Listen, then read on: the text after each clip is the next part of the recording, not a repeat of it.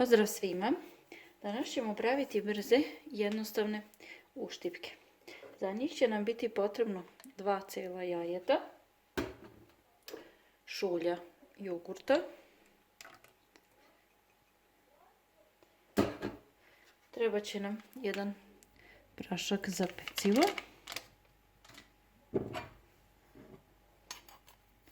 pola kašičice soli ili već po ukusu, ako volite slanije,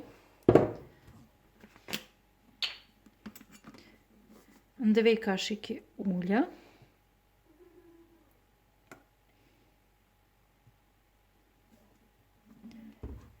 kao i ulje za prženje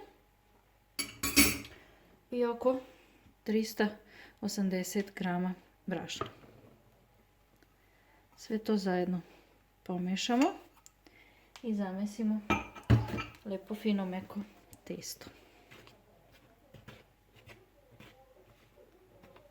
Sad kada smo testo umesili, što je trajalo svega par minuta, dobili smo ovo testo. I sad ono treba da bude ovako malo da se lepka.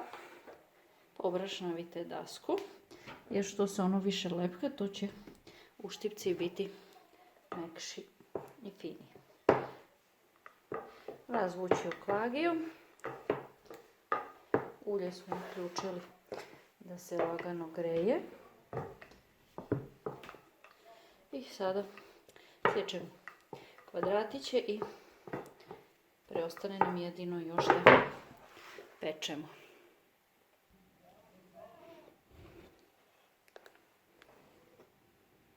Koliko veliki želite da budu, vi tako secite. Ja to onako kod mene sve otprilike.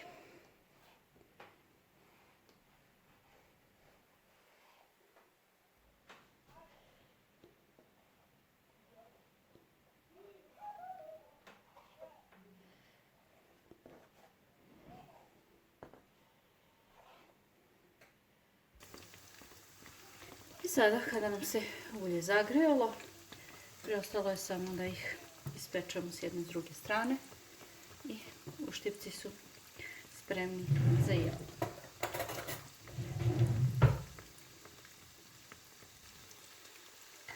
Vidite kako lagano rastu.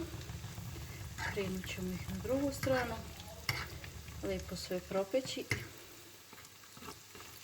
Brz doručak ili večera su začas spremni.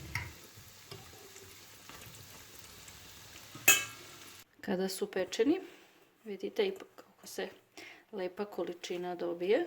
Vidite kako su lepi vazdušasti, koji god da otvorite. Mekani, fini, ukusni. Ukoliko vam se svidio ovaj video, vi naravno zapratite Aninu kuhinjicu i do sljedećeg videa. Puno pozdrava!